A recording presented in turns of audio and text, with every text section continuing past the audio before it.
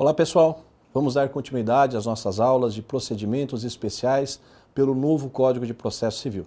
E hoje e agora nós vamos tratar de um procedimento bastante importante, muito comum, muito recorrente, tanto em questões práticas no nosso exercício da advocacia, quanto também para os concursos para os quais nós estamos nos preparando nesse momento.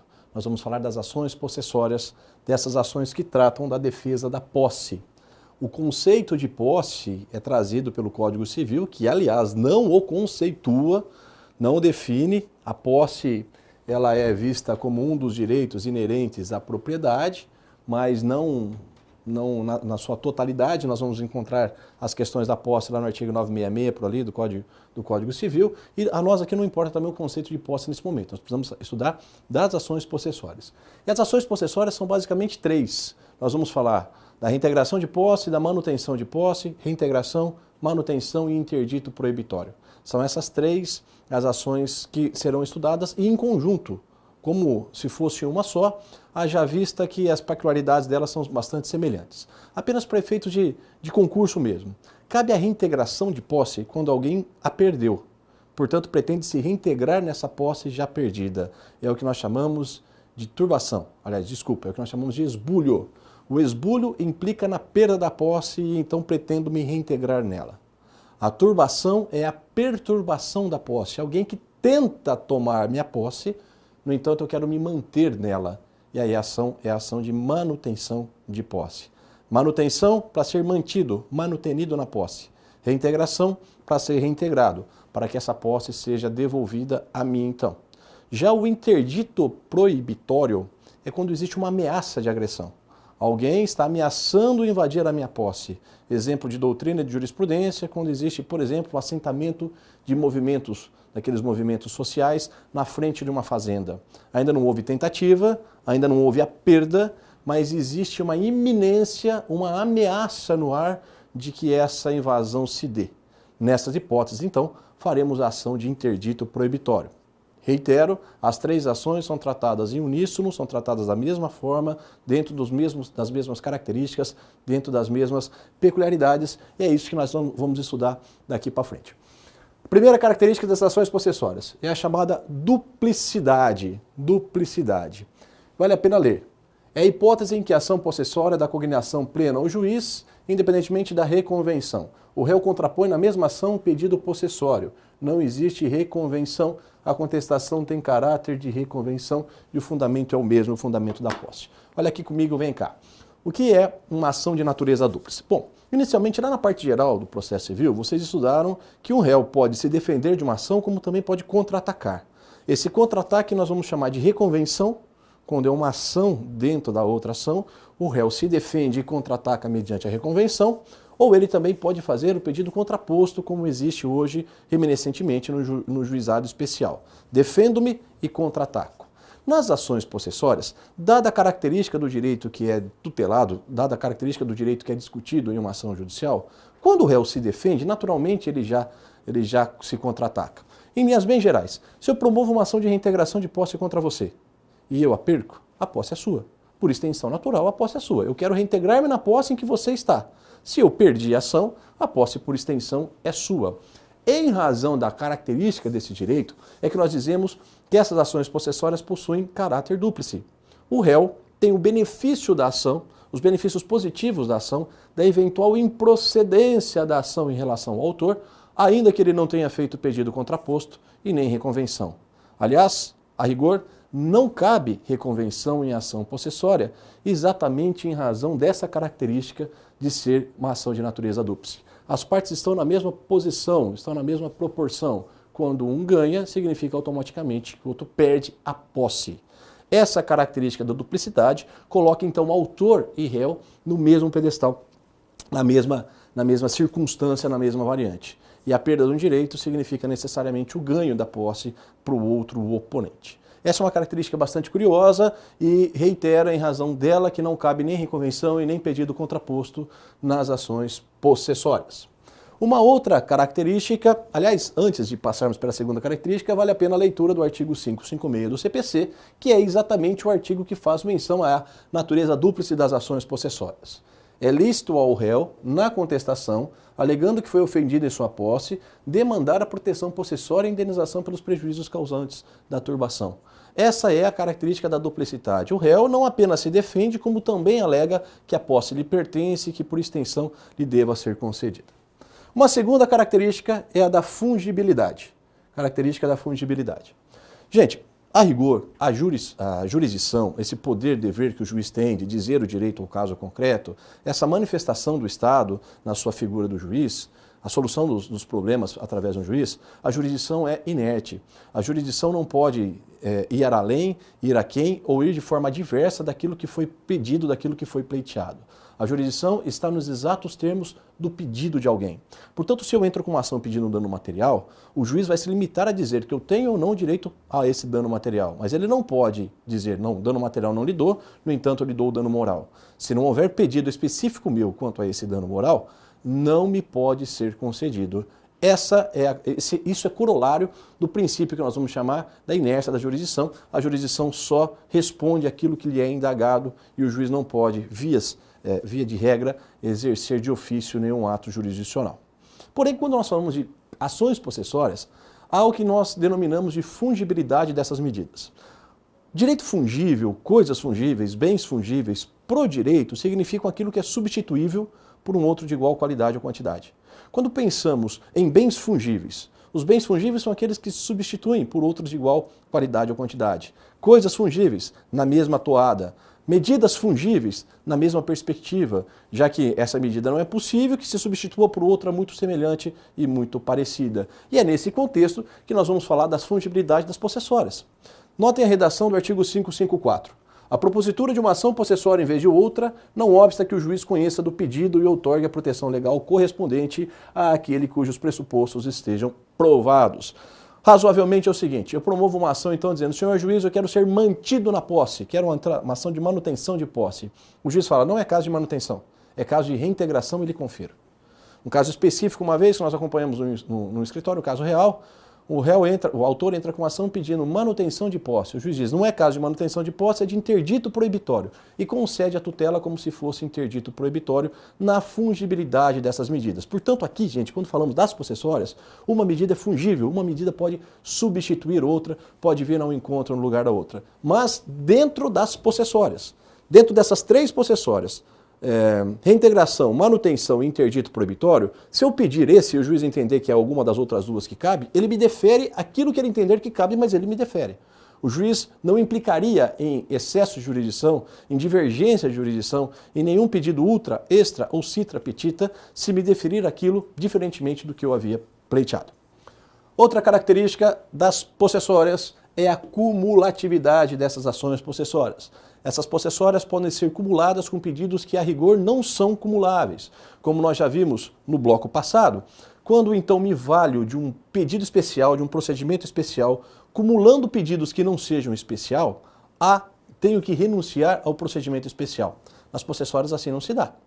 Nas ações possessórias, quando eu a promovo, posso inclusive cumular o pedido de reintegração de posse, de manutenção de posse ou de interdito proibitório com esses outros pedidos que aqui estão. Condenação em perdas e danos, indenização dos novos frutos, além de medidas necessárias para evitar nova turbação e cumprir-se a tutela provisional. Me lembro uma vez de uma fazenda que sofreu uma invasão de um movimento social e nessa fazenda esse movimento social fez algumas barricadas, construiu alguns muros e também promoveu algumas depredações, causou alguns danos que ali estavam. O autor da ação, então, promove uma ação de reintegração de posse ao alegar, juiz, a posse é minha, quero-a novamente, e cumula com outros pedidos. Quero também que eles sejam condenados a me indenizar os prejuízos causados, quero também que seja autorizado a demolir tudo aquilo que eles fizeram e quero uma medida, uma liminar, uma medida de cunho pecuniário para que eles não voltem a ingressar na minha fazenda sob pena de multa ou alguma coisa assim. Vejam, na mesma ação, então, o autor, além de pedir a reintegração de posse, ele pede indenizações, pede medidas protetivas para o futuro, mediante tutelas que nós vamos chamar de tutelas coercitivas, providências coercitivas. O réu não faça mais, não incorra mais nesses atos de esbulho, sob pena de alguma providência que o juiz a imponha. Outra questão extremamente importante nas possessórias, muito importante, muito relevante, é a distinção entre o juízo possessório e o juízo petitório. Pessoal, nós já vimos em blocos de direito civil a diferença entre posse e propriedade. A posse é uma situação muito mais fática, é muito mais cotidiana, ela é muito mais recorrente, ao passo que a propriedade ela é um direito muito mais extenso, um direito com maior envergadura. Aquele que é possuidor não necessariamente é proprietário. Né? Imaginemos que eu seja dono de um imóvel, que eu tenha um imóvel, que nele resida, que tenha pago esse imóvel, que tenha chaves, que eu tenha a escritura desse imóvel, mas cuja escritura ainda não foi levada a registro no cartório de registro imobiliário. Eu sou meramente um possuidor. Um possuidor desse bem, não sou um proprietário. Serei proprietário quando o meu nome figurar no registro imobiliário como proprietário efetivo desse bem. Muito bem. Ocorre que tem a redação do artigo 1210, parágrafo 2º do Código Civil. Não obsta, não impede a manutenção ou reintegração na posse, a alegação de propriedade ou de outro direito sobre a coisa. Olha só, não obsta a manutenção de posse, a alegação de propriedade. Agora atente-se para a redação do artigo 557 do Código de Processo Civil.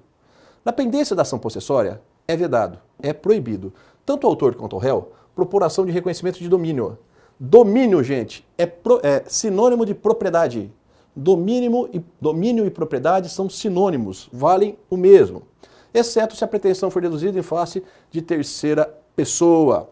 Não obsta a manutenção, reintegração de posse, alegação de propriedade ou de outro direito sobre a coisa. Vem comigo aqui. Olha só, gente, aqui a pegada é o seguinte.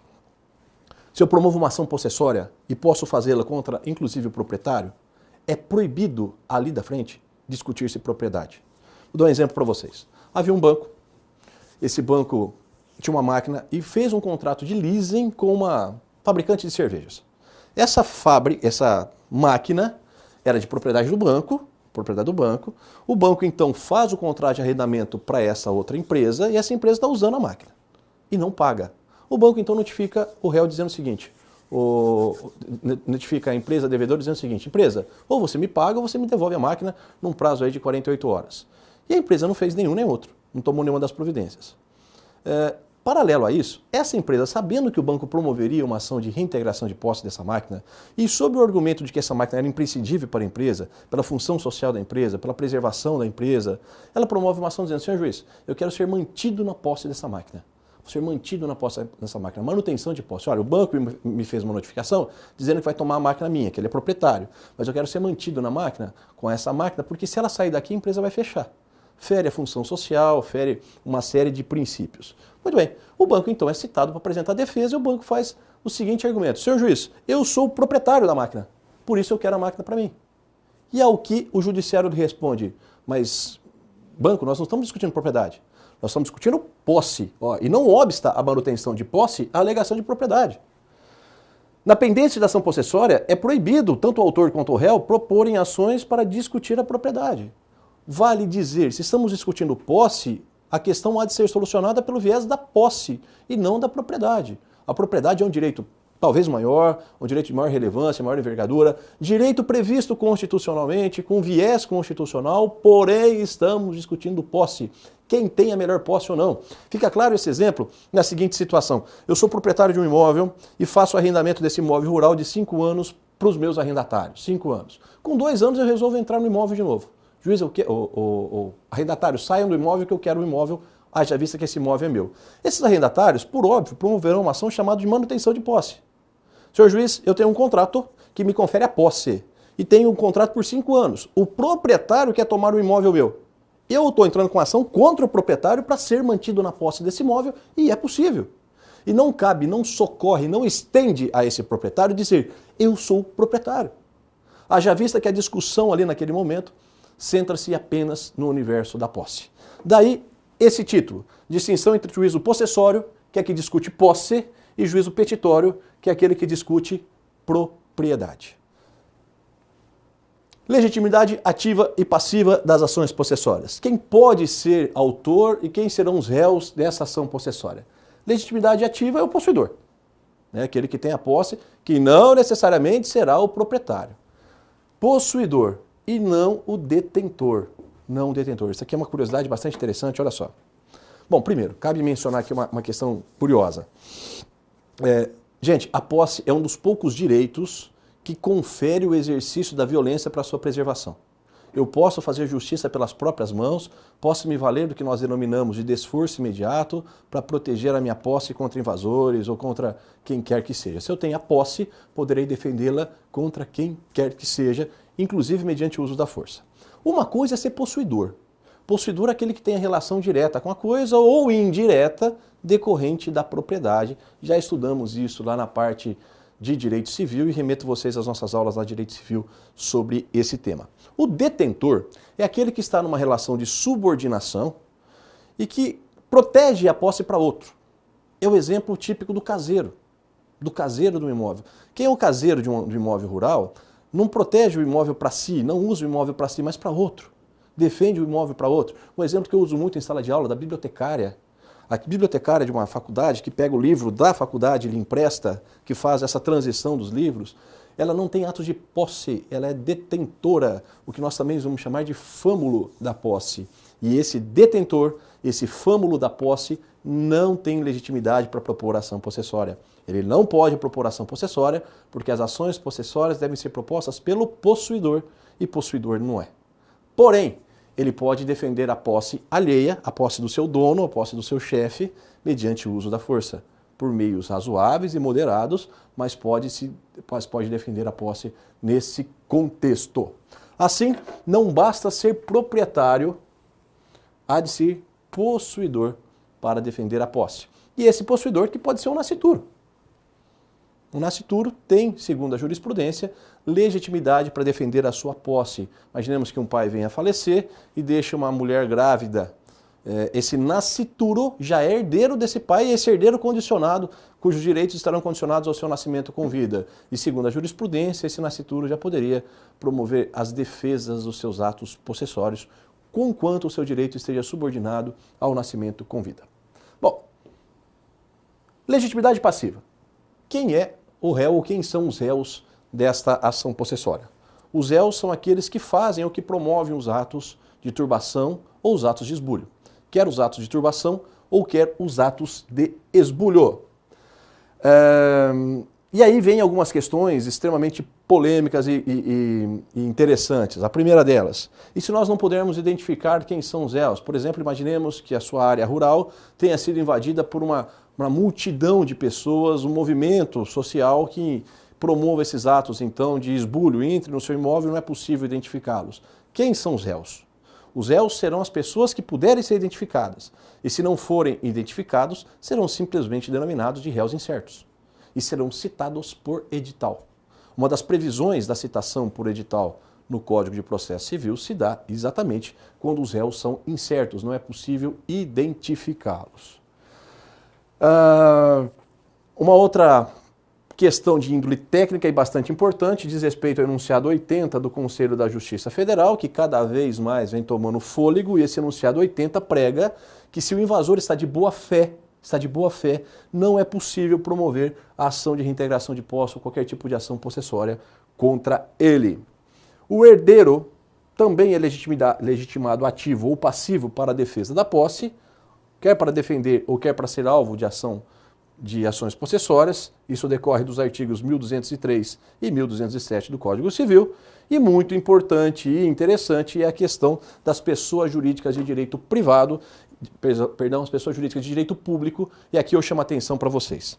Vamos imaginar que a prefeitura, que a municipalidade tenha invadido uma área, e eu conheço uma cidade assim, muito próxima da onde eu moro, em que a prefeitura construiu, então, a municipalidade construiu o cemitério público municipal numa área que era privada. É sabido que as áreas privadas podem ser reivindicadas pelo poder público através de desapropriação ou expropriação. No entanto, essa desapropriação, ela pressupõe um decreto que motive essa desapropriação e prévia e justa indenização em dinheiro. Prévia e justa indenização em dinheiro, salvo se for questão de função social, que não é o caso agora de discutirmos. Logo, se a prefeitura quiser a minha casa, ela pode ficar com a minha casa, desde que me desaproprie e me indenize prévia e justamente em dinheiro. E não foi o que se deu naquela situação. A prefeitura simplesmente invade a área privada e ali edifica, ali passa a fazer construções. Muito bem, é perfeitamente cabível ações possessórias contra o poder público. perfeitamente cabível. Porém, dada a natureza do poder público, dada a natureza dos interesses que ele defende, dos interesses que ele encerra, só será possível a preservação, só será possível as liminares contra o poder público depois de ouvido. Depois de ouvido o representante legal desse poder público. Via de regra é assim: promova uma ação de reintegração de posse contra a prefeitura. Senhor juiz, quero reintegrar-me na área porque a prefeitura está invadindo um local que é meu. O juiz não vai deferir uma liminar de plano. O juiz primeiro manda ouvir o poder público se manifeste. E aí então, depois da manifestação do poder público, é que ele poderá ou não deferir essa tutela possessória. Primeiro ouve-se o poder público e depois se decide ou não. E aqui um ponto a adicionar-se. Se esse poder público já tiver edificado, construído obras públicas no local, não cabe mais a reintegração de posse. Em face de um princípio lá do direito administrativo, denominado de afetação da obra pública. Não é possível que o poder público tenha construído e venha demolir essa construção pública, porque isso causaria grande prejuízo ao erário, grande prejuízo aos interesses públicos, interesses econômicos. Nessas circunstâncias, aquele coitado que teve a sua área invadida pelo poder público esse que desrespeitou o comando constitucional da prévia desapropriação, da prévia e justa desapropriação em dinheiro, esse coitado agora deverá entrar com uma ação de indenização contra o poder público. Essa ação que vai demorar anos, essa ação que redundará em precatórios para pagamento, ao que a jurisprudência adocicadamente passou a chamar de desapropriação indireta. Vamos chamar de desapropriação irregular, desapropriação ilegal? A jurisprudência adocicadamente chamou de desapropriação indireta. Então cola aqui, olha só, se o poder público invadiu uma área pública e nela construiu, se o poder público invadiu uma área privada e nela construiu, só cabe pedido de indenização, não cabe mais a integração de posse contra o poder público. Essa é a proposta da nossa jurisprudência, da nossa doutrina, que acompanham esse critério de forma muito sossegada. Então, gente, algumas ponderações importantes aqui das ações possessórias contra o poder público. Nunca cabe liminar direta contra o poder público. Primeiro nós temos que saber ouvir o poder público. E se o poder público se manifestar no sentido de que já há obra pública, não há que se falar mais nem em reintegração de posse, só cabe o pedido de indenização. Basicamente, a ação possessória tem esse rito aqui. É uma petição inicial, tudo bem? Nessa petição inicial, o juiz pode se deparar com algumas circunstâncias. Ele pode, convencido dos argumentos, deferir uma liminar, reintegre-se na posse.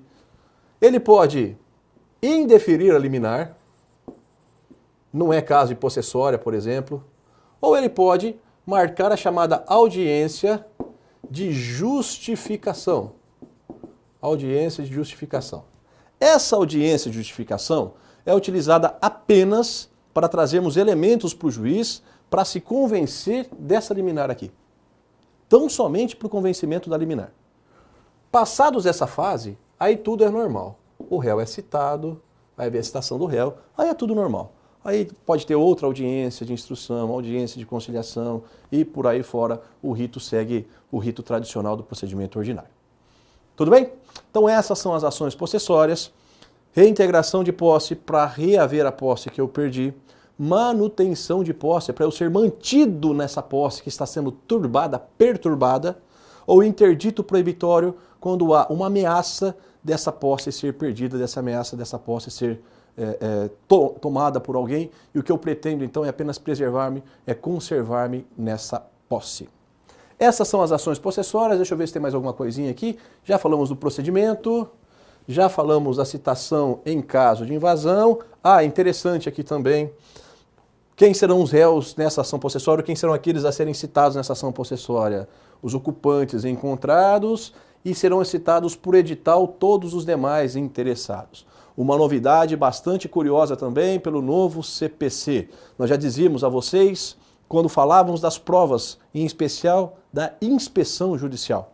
Quando se tratar de invasão de terras, logo ações possessórias, multitudinárias, onde se discute uma população muito grande de pessoas, um grupo muito grande de pessoas, há de se ter a inspeção judicial, o juiz há de participar diretamente, ir em loco para ver o que está acontecendo. E além disso, o Ministério Público deverá ser intimado e a Defensoria Pública também, quando se tratar de hipossuficientes. E, invariavelmente, quando nós falamos de invasão de terras ou invasão de áreas urbanas por pessoal de baixa renda, nós estamos pensando de pessoas hipossuficientes, motivo pelo qual faz imprescindível a presença tanto do Ministério Público quanto da Defensoria Pública também nesses tipos de procedimento. Essas são as dicas a respeito das ações possessórias, fique ligado e na sequência nós vamos passar para um novo bloco, onde ali vamos encerrar todos esses procedimentos especiais. Valeu, gente, até mais!